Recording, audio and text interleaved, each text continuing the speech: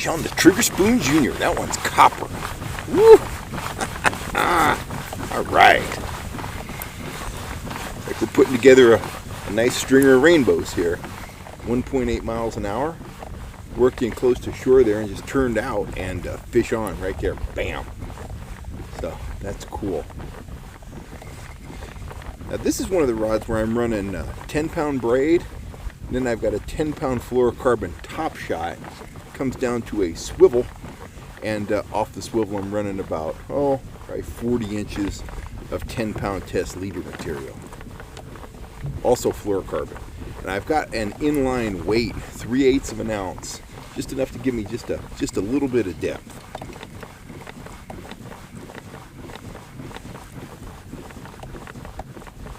That fish is battling me.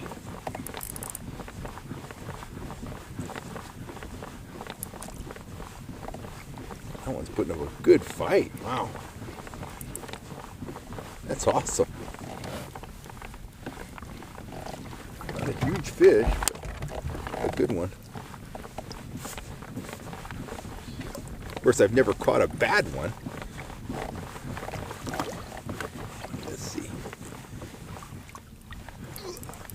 Right there, just like that, in the boat.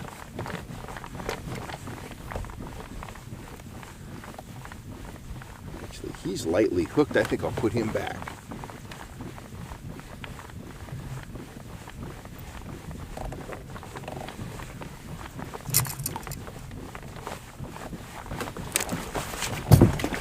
There we go. Nice little planter. Let me show you this rig.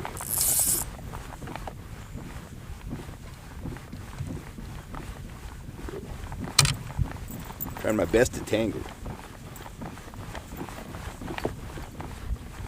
So, there's the Trigger Spoon Junior. Of course, like I said, I got about 40 inches a leader. But I've got a bead on the line just for fun.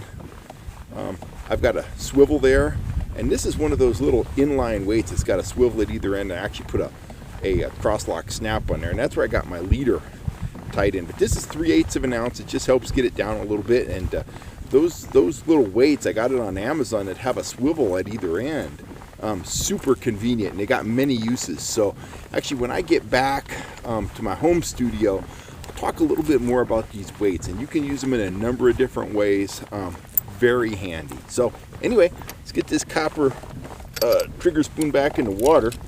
Now I've snagged a rope. Let's get this spoon back in the water and see if we can get another fish. Do you want results next time you go trout fishing? Get yourself a set of Trigger spoons and put a limit on the stringer. They flat out produce. Howdy folks, Cal Kellogg here. Man, I can't believe it's still February. It's sunny, I'm sweating a little bit, Lucy's hiding in the shade, and my allergies are kicking in full bore. But nevertheless, on with the show. I just got back from a 2-day fishing trip, and I was playing with something new, something I bought from Amazon, and I just wanted to share it with guys here on the channel. You know, a recurring theme in terms of questions to the channel revolve around adding weight while trolling, you know, adding weight to your leader, getting down using weight, not using a downrigger, not using lead cord, just adding weight to your line. Well, I was cruising around Amazon about 2 weeks ago, and I saw this selector pack of sinkers, and let me show you a couple of them. There's 5 different sizes, and I actually got a whole bunch of them. I didn't pay very much for them. I can't remember how much I paid, and I don't know what they weigh because clearly they're right out of China. The weights were in grams. So anyway, it looks like that, 5 different sizes, but let me show you what one of these looks like. Some of them are very tiny, and I would say that the tiny ones weigh about 1/8 of an ounce.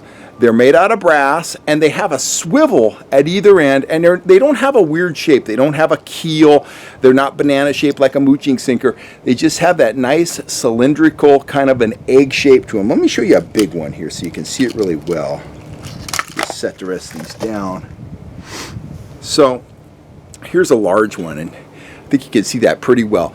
Very cylindrical shape, and it's got a pretty high quality swivel at either end of the weight. So here's how I was using one just yesterday up at Sugar Pine Reservoir. The bite yesterday, fish were anywhere from about 8 feet down to about 20 feet deep. I was hitting those deeper fish with my lead core, but I didn't want to run 2 lead core rods. I wanted to run a spinning rod with one of my Trigger Spoon Juniors, and this is how I was rigged up. I caught several fish on this. My main line is over here, and got a bead on the main line just for reference right there. But I came down to my standard, snap swivel right there, and in line I had the second smallest one of those trolling weights I just showed you, and I actually put a crosslock snap on the back of that weight just to make it easier to snap it in to the line. And from there I've got my leader. I got about 40 to 48 inches a leader, and it comes down to one of my gold trigger spoons. And I was catching fish yesterday on the copper one, on the gold one, and this was allowing me to get down, I would say, 8 to 9 feet, something like that.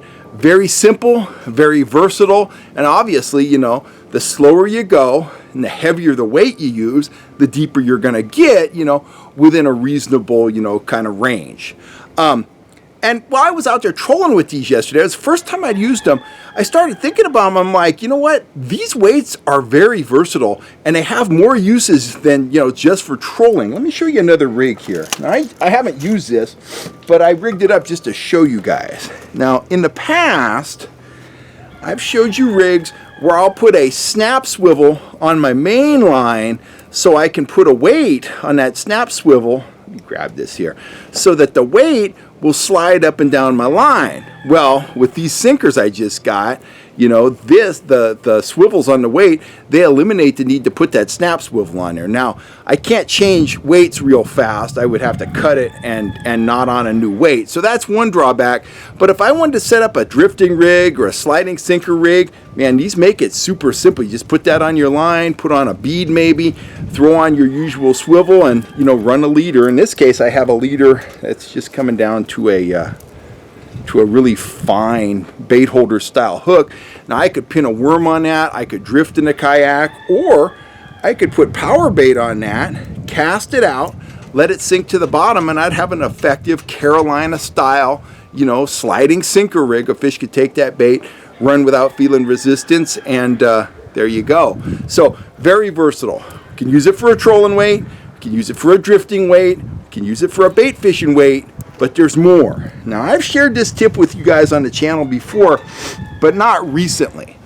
Picture the situation. We're out on the lake, maybe we're using a sling blade or a herring dodger or whatever, but at a certain speed, dodgers will stop dodging and they start spinning. Now, if you want to troll a little bit faster with your dodger, and probably the best dodgers for trolling fast are your sling blade, your slim style dodgers, your sling blade dodgers, because you control them a little faster, but at some point they're going to start to spin. Now you can get a little more speed out of a dodger by adding weight to the leader behind the dodger. Usually we just clamp on some split shot.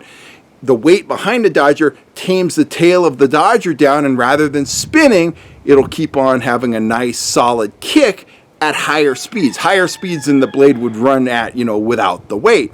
Size of the lure, size of the leader also play a factor, but just know that one of the ways that traditionally we can tame down a dodger and troll it faster is by adding weight to the back of the dodger. Well, with these swivel weights, here's a sling blade right here, these swivel weights, well, they make that very simple. I don't think I'd use one this big. I just put that on there for, illustration purposes. That's the biggest one in the box. But I would definitely play with it aside of the boat, figure out which size weight is best.